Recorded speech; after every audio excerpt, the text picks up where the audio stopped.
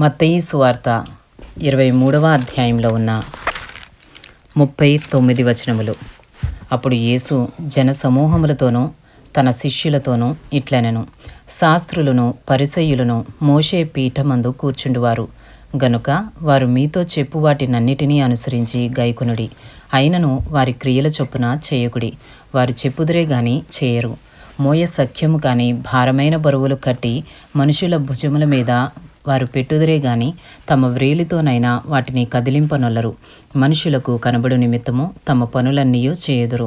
తమ రక్ష రేకులు వెడల్పుగాను తమ చెంగులు పెద్దవిగాను చేయుదురు. విందులలో అగ్రస్థానములను, సమాజ మందిరములలో అగ్రపీఠములను, సంత వీధులలో వందనములను మనుషుల చేత బోధకులని పిలువబడుటయు కోరుదురు. మీరైతే బోధకులని పిలువబడవద్దు. ఒక్కడే మీ బోధకుడు, మీరందరూ సహోదరులు. మరియు భూమి మీద ఎవనికైనాను తండ్రి అని పేరు పెట్టవద్దు. ఒక్కడే మీ తండ్రి, ఆయన పరలోకమందున్నాడు. మరియు మీరు గురువులని పిలువబడవద్దు. క్రీస్తు ఒక్కడే మీ గురువు. మీలో అందరికంటే గొప్పవాడు మీకు పరిచారకుడై ఉండవలెను. తను తాను హెచ్చించుకున్నవాడు తగ్గింపబడును, తను తాను తగ్గించుకున్నవాడు హెచ్చింపబడును. మత్తయి సువార్త 23వ అధ్యాయము 13వ వచనము నుండి. అయ్యో, వేషధారులైన శాస్త్రులారా, పరిసయ్యులారా, మీరు మనుషుల ఎదుట పరలోక రాజ్యమును మూయుదురు. మీరందులో ప్రవేశింపరు, ప్రవేశించు వారిని ప్రవేశింపనీయరు. అయ్యో, వేషధారులైన శాస్త్రులారా, పరిసయ్యులారా, ఒకని మీ మతములో కలుపుకొనుటకు మీరు సముద్రమును భూమిని చుట్టివచ్చెదరు. అతడు కలిసినప్పుడు అతని మీకంటే రెండంతలు నరకపాత్రునిగా చేయుదురు.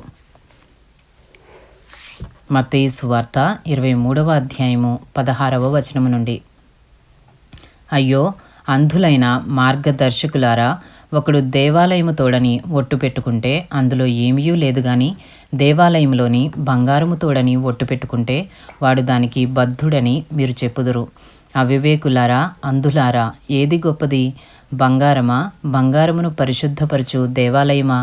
మరియు బలిపీఠము తోడని ఒకడు ఒట్టు పెట్టుకుంటే అందులో ఏమీ లేదు గాని దాని పైనుండు అర్పణము తోడని ఒట్టు పెట్టుకుంటే దానికి బద్ధుడని మీరు చెప్పుదురు.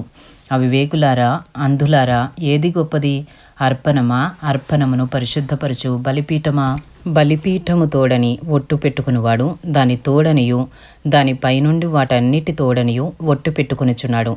మరియు దేవాలయము తోడని ఒట్టు పెట్టుకునివాడు దాని తోడనియు అందులో నివసించువని తోడనియు ఒట్టు పెట్టుకునిచున్నాడు. మరియు ఆకాశము తోడని ఒట్టు పెట్టుకునివాడు దేవుని సింహాసనము తోడనియు దానిపైని కూర్చున్నవాని తోడనియు ఒట్టు పెట్టుకునిచున్నాడు. మత్తయి సువార్త 23వ అధ్యాయము 23వ వచనం నుండి. అయ్యో, వేషధారులైన శాస్త్రులారా, పరిసయ్యులారా, మీరు పుదీనాలోను సోపులోను జీలకర్రలోను 10వ వంతు చెల్లించి ధర్మశాస్త్రములో ప్రధానమైన విషయములను అనగా న్యాయమును, కనికరమును, విశ్వాసమును విడిచిపెట్టితిరి. వాటిని మానక వీటిని చేయవలసి ఉండెను. అంధులైన మార్గదర్శకులారా, దోమ లేకుండునట్లు వడియగట్టి ఒంటెను మృంగువారు మీరే.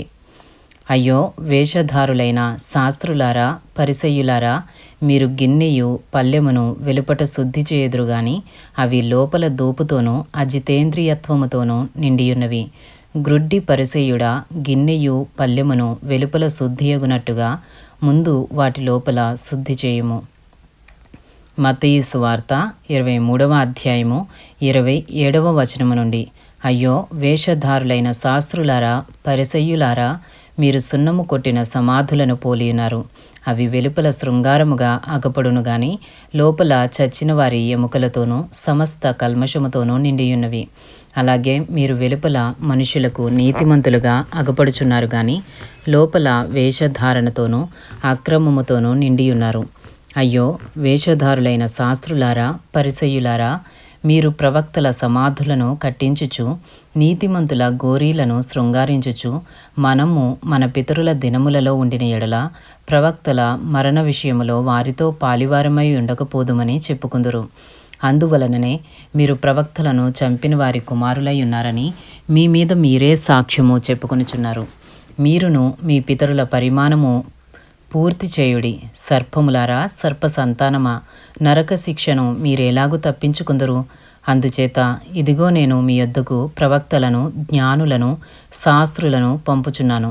మీరు వారిలో కొందరిని చంపి సిలువ వేయుదురు, కొందరిని మీ సమాజ మందిరములలో కొరడాలతో కొట్టి పట్టణము నుండి పట్టణమునకు తరుముదురు. నీతిమంతుడైన హేబేలు రక్తము మొదలుకొని బలిపీఠమునకును దేవాలయమునకును మధ్య మీరు చంపిన బరకియా కుమారుడగు జకర్యా రక్తము వరకు భూమి మీద చిందింపబడిన నీతిమంతుల రక్తమంతయు మీ మీదికి వచ్చును. ఇవన్నీయు ఈ తరము వారి మీదికి వచ్చునని మీతో నిశ్చయముగా చెప్పుచున్నాను. యెరూషలేమా, యెరూషలేమా, ప్రవక్తలను చంపుచూను నీ యొద్దకు పంపబడిన వారిని రాళ్లతో కొట్టుచూను ఉండుదానా? కోడి తన పిల్లలను రెక్కల క్రిందికి ఎలాగూ చేర్చుకునునో అలాగే నేనును నీ పిల్లలను ఎన్నో మార్లు చేర్చుకొనవలనని ఉంటిని గాని మీరు వల్లకపోతిరి. ఇదిగో మీ ఇల్లు మీకు విడువబడి ఉన్నది.